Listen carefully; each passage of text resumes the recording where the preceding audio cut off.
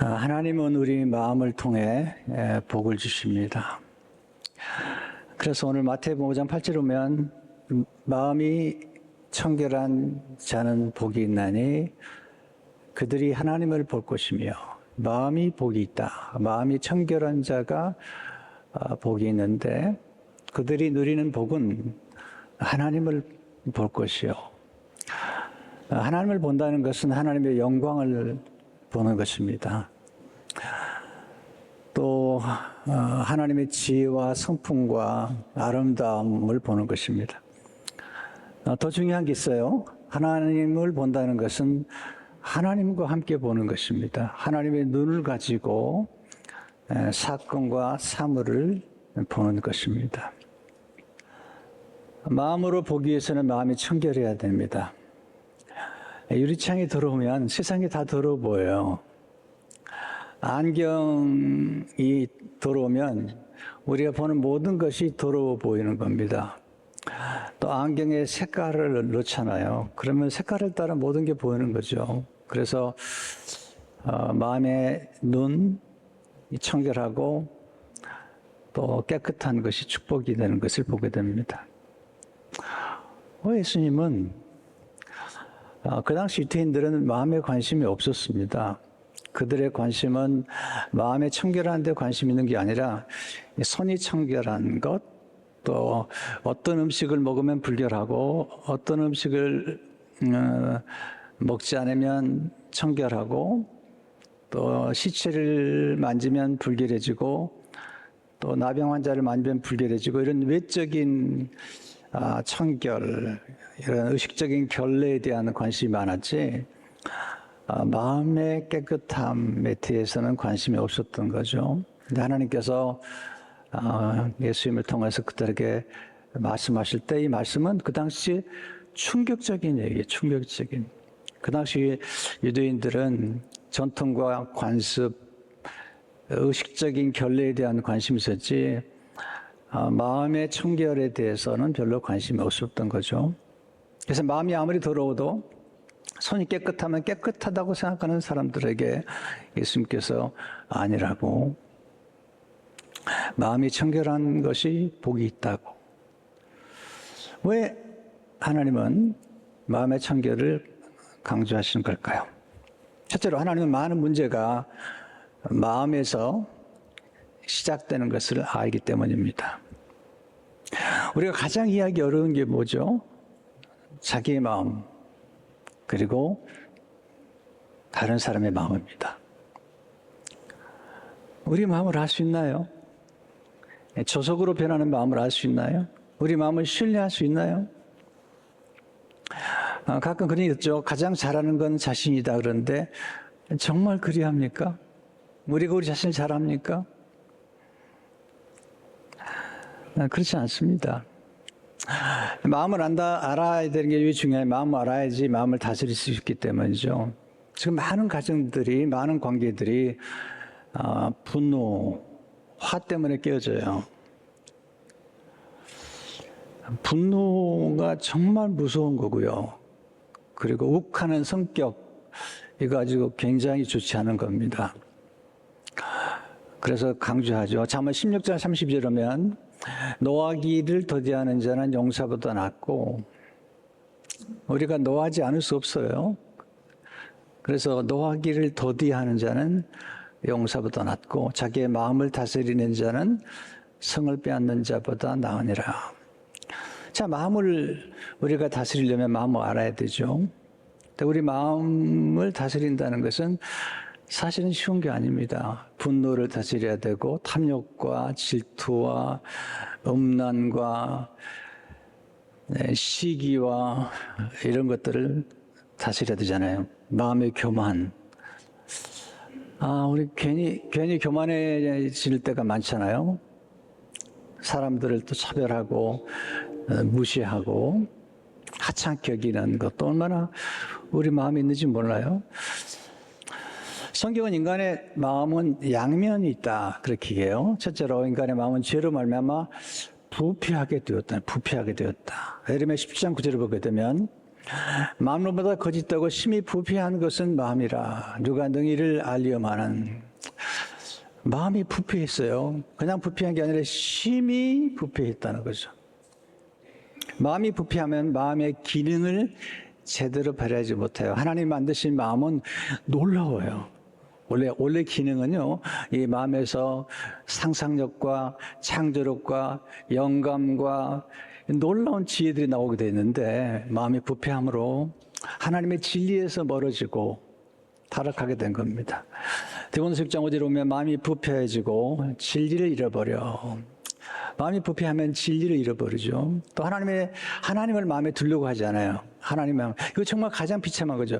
로마서 1장 28절을 보니까 또한 그들의 마음에 하나님 두기를 싫어하며 하나님께서 그들을 그 상실한 마음대로 내버려 두사 합당하지 못한 일을 하게 하셨으니.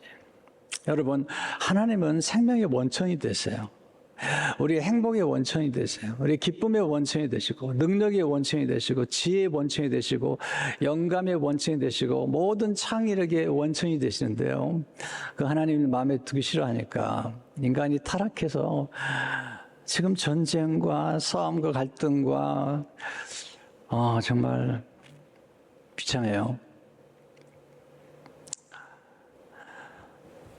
근데 인간의 마음이 이렇게 부패할 이렇게 한 면이 있지만 또 하나 긍정적인 면이 있는데, 인간의 마음의 두 번째로 생명의 셈이 담겨 있는 거예요. 잠언 4장 23절을 보게 되면 모든 지킬 만한 것 중에 더욱 내 마음을 지키라. 생명의 근원이 이에서 나면이라. 이거 보세요. 모든 지킬 만한 것 중에 더욱 내 마음을 지키라. 자, 우리가 모든 지킬 만한 게 뭐죠? 우리 건강을 지키려고 그러잖아요. 건강이 중요하니까. 또 여러분 사랑을 지키려고 하죠. 자녀를 지키려고 하죠. 할아버지 할머니들 손주 지키려고 하죠. 돈 지키려고 하죠. 아니에요? 그렇지 마세요. 돈 지키려고 하잖아요. 왜? 돈이 중요하니까. 사업을 하는 사람들은 사업을 지키려고 하고, 교회를 사랑하는 사람들은 교회를 지키려고 하고, 가정을 소중히 여기는 사람은 가정을 지키려고 하죠. 우리는 소중한 걸 지키려고 하는 거예요. 근데 하나님 말씀하세요. 모든 지킬 만한 것보다 더욱 내 마음을 지키라. 왜냐하면 생명의 근원이 거기서 나면이라. 공동번역은 이 생명의 근원을 복된 삶의 셈이다. 현대인의 성경 보니까 생명의 셈이다 그랬어요. 그러니까 생명의 셈이 우리 안에 들어올 때 부패한 마음이 정결화되고 놀라운 변화가 일어나는 거예요. 여러분, 부패한 마음을 믿는 사람은 어리석은 사람이죠. 잠언 18장 10절을 보게 되면 자기의 마음을 믿는 자는 미련한 자예요. 하나님의 말씀을 믿고 하나님의 지혜를 믿어야지, 하나님의 영처를 신뢰해야지. 자기 마음을 믿는 자는 어리석은 사람이죠. 그래서 우리는 항상 우리 마음을 살펴서 우리 마음을 하나님의 마음으로 지키려고 노력해요. 그렇지 않으면 사탄이 역사하기 때문에 그렇죠. 앤드류 모레는 마음은 하나님의 활동 무대다. 우리 마음을 하나님께 내어드리면 하나님의 활동하신 무대가 되어서 우리 삶이 정말 풍성해지고 아름다워지는 것을 보게 됩니다. 세 번째, 인간의 마음은 그릇과 같아요. 여러분, 그릇은 뭘 담냐에 따라 달라지잖아요. 그릇에 다이아몬드와 보석을 담으면 그릇이 귀한 거죠. 근데 그릇에 오물을 담으면 그릇이 참 가치가 없어지는 것입니다. 그래서 예수님께서 우리에게 말씀하세요. 우리 마음은 그릇과 같다는 거예요. 어떤 마음에 뭘 담냐에 따라서 달라진다. 요한복음 6장 45절에 오면 선한 사람은 마음에 쌓은 선에서 선을 내고 악한 자는 그 쌓은 악에서 악을 내나니 마음에 가득한 것을 입으로 말하느니라. 자, 우리 마음에 가득한 것을 입으로 말하는 거예요. 고린도서 3장 16절을 보게 되면 그리스도의 말씀이 너희 속에 풍성히 거하여 모든 지혜로 피차 가르치며, 여러분 하나님 말씀이 풍성하니까 모든 지혜로 피차 가르치며 권면하고, 그 다음에 시와 찬송과 신령한 노래를 부르며 감사하는 마음으로 하나님 찬양하고, 감사가 넘치게 되는 거죠. 그래서 우리 마음에 무엇을 두느냐가 중요한 거예요. 그래서 우리는 좋은 책을 읽어야 되고 좋은 문장을 이렇게 배우면 또 마음에 새겨야 되고요. 저는 성경을 암송할 뿐 아니라 또 좋은 책들과 좋은 문장을 들으면 마음에 깊이 새겨져요. 지난 주간에 슬쩍 지나가다 들은 한마디인데 계속 마음에 이렇게 맴돌아요. 깊은 물은 쉽게 마르지 않는다. 깊은 물은 쉽게 마르지 않는다. 생수는 쉽게 마르지 않아요.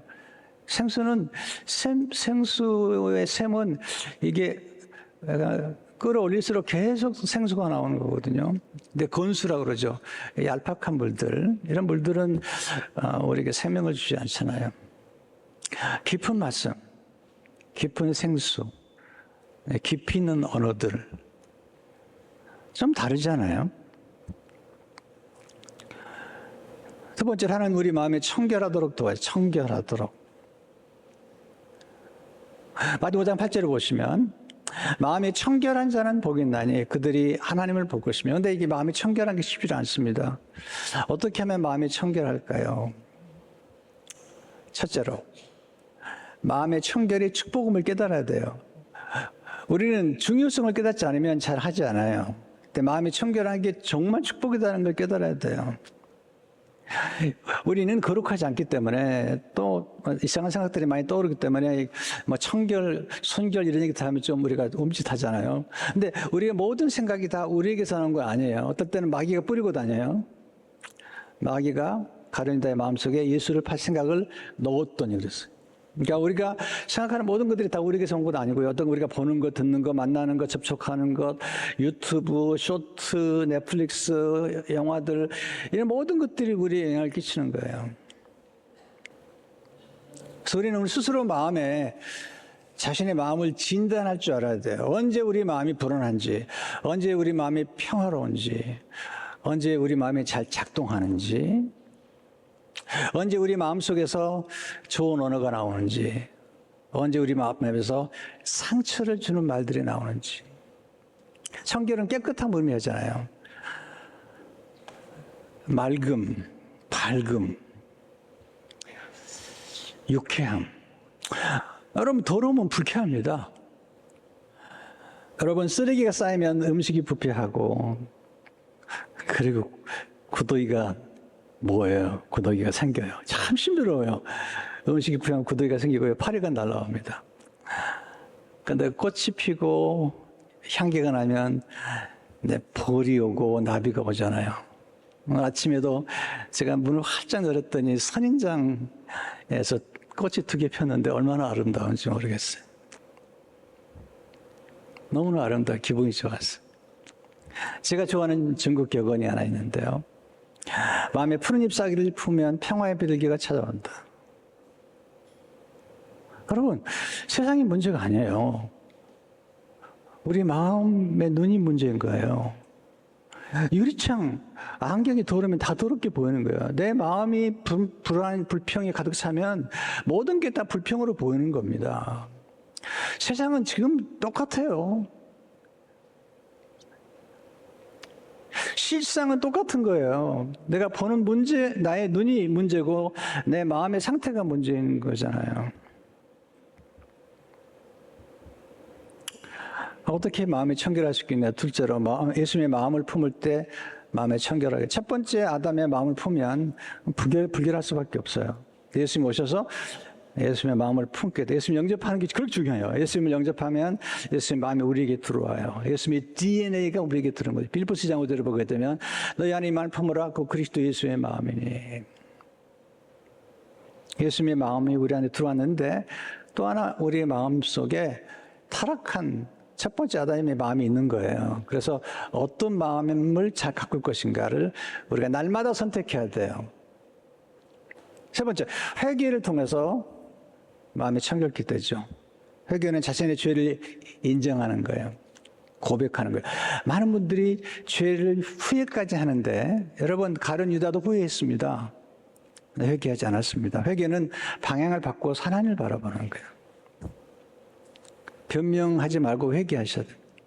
우리가 제일 싫어하는 게 뭐죠? 변명하는 거잖아요. 변명하지 말고 한번 인정하면 안 좋습니까? 그냥 나 잘못했다고 한마디 인정하면 될 텐데 변명하니까 자꾸 문제가 생기는 거잖아요. 우리가 회개하면 하나님께서 우리에게 역사하셔서 우리 마음을 깨끗하게 하세요.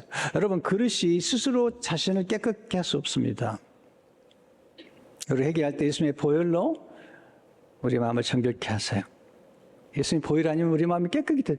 요한일서 1장 7절에 보면 그 아들 예수의 피가 우리를 모든 죄에서 깨끗하게 하실 것을, 예수 안 믿으면 예수의 피의 능력을 경험할 수가 없는 거예요. 회개할 때 성령님이 역사하셔서 우리 마음에 청결케 돼. 성령은 생수예요. 시편 50편 10절을 보게 되면 하나님이 내 속에 정한 마음을 창조하시고 내 안에 정직한 영을 새롭게 하소서.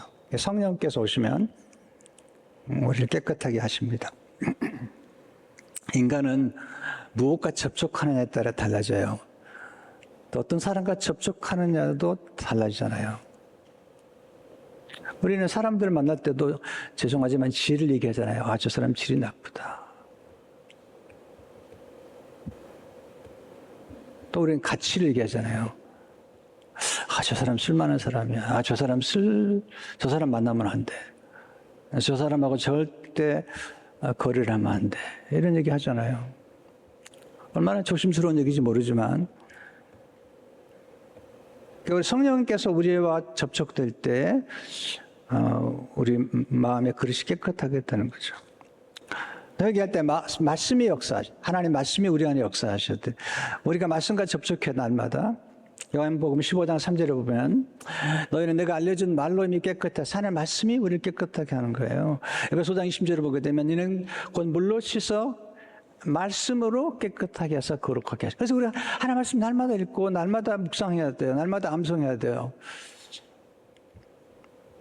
우리는 안경은 날마다 닦으면서 또는 날마다 샤워하면서 마음은 잘 닦지 않잖아요. 예수님 말씀하세요. 유대인들아, 너희가 먹는 게 너를 더럽히는 게 아니다. 그러니까 너는 돼지고기 안 먹었어요. 지금도 안 먹어요, 유대인들은요. 순대도 안 먹어요, 순대. 그 맛있는 걸 안 먹다니.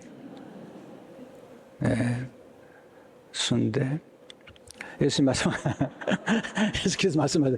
예수님께서 너가 먹는 게 너를 더럽히는 게 아니고 너의 마음에서 나온 것이 너를 더럽히는 거다. 그러면서 마가복음 7장 22절 3절에 보면 엄청난 말씀하세요. 사람의 마음에서 나오는 것은 악한 생각과 고음란과 독질과 살인과 간음과 탐욕과 악독과 속임과 음탕과 질투와 비방과 교만과 우매함이니 이 모든 악한 것이 다 속에서 나와서 사람을 더럽게 하는. 너게 먹는 게 문제가, 먹는 건 나와서 밖으로 나가는 거지만 너희 마음에서는 더러운 것이 나오느니라. 그러면서 바리새인을 향해서 이렇게 말씀하세요. 마태 23, 25절에 보면 화 있을진저 오투유 외식하는 서기관들과 바리새인들이요 창과 대접에 겉은 깨끗이 하되 그 안에는 탐욕과 방탕으로 가득하게 하는도다.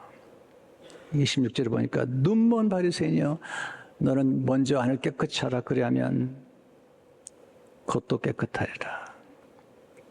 세 번째, 하나님은 보는 걸 통해서 축복해 주시기 때문에 보는 게 중요해요. 하나님은 본 것을 소유하게 하세요. 여러분, 조카 롯이 본 것은 소돔과 고모라 땅이에요. 소돔과 고모라를 소유하게 돼요. 그 들어가게 되죠. 근데 아브라함에게 하나님께서 말씀하세요.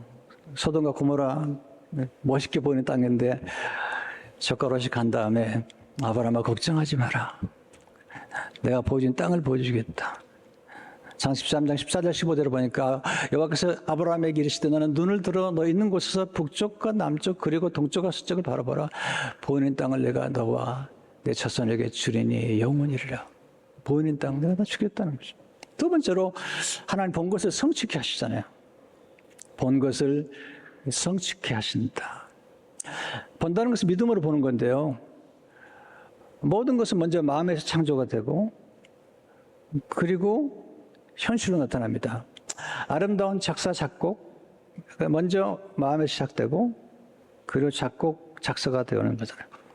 건물 먼저 설계자의 마음에서 설계가 되고 그리고 현실로 나타나는 거죠. 그래서 마음이 정말 중요한 거예요. 마음에서 그린 그림들, 생각들이 우리가 그것들을 소유하게 되고 또 성취하게 되는 것입니다. 그래서 목표가 중요해요. 목표. 또 목표를 정할 뿐만 아니라 목표의 마감 기한을 정해야 돼요. 데드라인이라고 그러는데 이 데드라인을 라이프라인이라고 그래요. 라이프라인. 왜냐하면 이 마감 기한을 정함으로 작품이 완성되는 거예요. 그래서 저는 항상 목표를 세울 때 마감 기한을 정합니다. 그리고 일을 추진하는 거예요. 하나님 본 곳을 향해 들어가게 하시잖아요. 모세가 본 곳은 애굽의 궁중이고 그리고 광야죠. 그래서 이스라엘 백성들을 인도하는 것이 광야고 그리고 그가 애굽 궁중에서 바로를 만나죠. 여호수아 갈렙은 가나안 땅에 들어가 보았잖아요. 그래서 가나안 땅에 들어가는 거예요. 하나님 바라보는 대상을 다 함께 하시기 때문에 누구를 바라보느냐에 따라서 우리는 달라지잖아요. 그래서 3장 18절을 보게 되면 우리가 다 수건을 벗은 얼굴로 거울을 보는 것 같이 주 영광을 보며 그와 같은 형상으로 변화하여 영광에서 영광에 이르니 곧 주 영으로 말미암으니라. 어떤 분은 자기 성찰이 너무 지나쳐요. 그래서 자기를 너무 괴롭혀요. 너는 이것도 부족하고 늘 그렇게 자기를 괴롭혀요. 여러분 자기 자신을 지나치게 성찰하는 것도 좋지 않아요. 그것을 병적 성찰이라고 그래요. 저는 이렇게 권면해요. 큐티하는 분들에게 자기 자신을 한 번 바라볼 때 예수님을 10번 바라보라. 우리는 바라보는 대상을 따라 변화되기 때문에 예수님을 바라보라. 예수님을 바라보라. 자기 자신을 한 번 바라볼 때 10번 바라. 어떤 분은 늘 자기 자신만 봐요. 그 때문에 자기 자신 봐서는 거기서 끝나는 거예요. 예수님을 바라보게 되면 예수님을 닮게 돼 있죠. 나다넬 호돈이 쓴 큰 바의 얼굴 아시잖아요. 그 동네 사람들이 늘 큰 바의 얼굴 같은 사람이 나타내 기대했는데 큰 바의 얼굴을 보면서 늘 사모했던 사람이 어느 날 보니까 큰 바의 얼굴이 되어 있는 거예요. 마음이 청결한 자가 누리는 최상의 복은 하나님을 보는 거죠. 8절에 보세요. 마음이 청결한 자는 복이 있나니 그들이 하나님을 볼 것이요. 하나님의 영광을 본다는 건 대단한 거죠. 요한복음 1장 14절에 보니까 말씀 육신에 우리 가운데 거하시면 우리가 그의 영광을 보니 아버지 성경에 의리와 진리가 충만하더라. 여러분 우리가 흠모하는 대상을 보고 싶어 해요. 여러분 누군가를 본다는 건 영광스러운 거예요. 요즘 아이들은 BTS를 만나고 보는 게 영광이에요. 네. 여러분 누군가를 흠모하고 사모해서 그를 기다리고 본다는 것은 우리 삶 속에 정말 놀라운 일이잖아요. 우리가 하나님의 영광을 본다는 것, 하나님을 만난다는 건 너무 놀라운 거죠. 하나님이 베푸신 은혜와 하나님이 우리에게 베푸신 사랑과 건축을 생각하면 끝이 없잖아요. 우리는 우리 안에 있는 것만 보이는 거예요. 또 우리 안에 있는 것을 봄으로 상대방을 끌어내는 거죠. 알랑 드 보통이라는 철학자가 이런 말을 했어요. 부조리한 사람은 나에게서 나의 부조리한 측면을 끌어낼 것이다. 그러나 진지한 사람은 나의 진지한 측면을 끌어낼 것이다.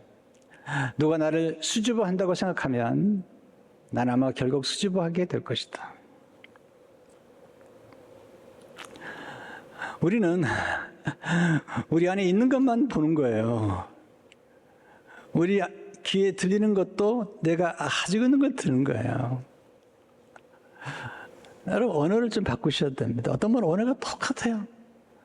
똑같아. 늘 보내는 언어들이 보면요 똑같아. 어휘가 바뀌지 않으면 인생이 바뀌잖아요. 우리의 언어가 우리의 세계 한계라고 한 철학자가 말했죠. 우리가 하나님의 눈을 가지면 우리가 없는 것보다 있는 걸 보게 되죠. 손명희 시인의 노래, 시, 최덕신 그 음악 사역자가 작곡을 했는데 정말 최덕신 그 음악 사역자도 천재 같아요. 곡이 얼마나 아름다운지. 가사와 함께 곡이 너무너무 아름답죠. 나 가진 재물 없으나 나 남이 가진 지식이 없으나, 나 남에게 있는 건강이 있지 않으나, 나 남이 없는 것 있으니, 나 남이 못 보는 것을 보았고, 나 남이 듣지 못한 음성 들었고, 나 남이 받지 못한 사랑 받았고, 나 남이 모르는 것 깨달았네. 공평하신 하나님이 나 남이 가진 건 없지만 공평하신 하나님이 나 남이 없는 것 갖게 하셨네. 이게 마음이 청결한 성령의 시인의 눈이에요. 없는 것 때문에 불평한 게 아니라 나 남이 갖지 못한 것 갖게 하시고 보지 못한 것 보게 하시고 듣지 못한 것 듣게 하신 하나님에 감사한 것입니다. 이 마음이 청결한 눈을 가지고 온유하고 긍휼히 여기는 눈, 좋은 걸 보는 눈 가지고 살아가시길 주의 이름으로 축원합니다.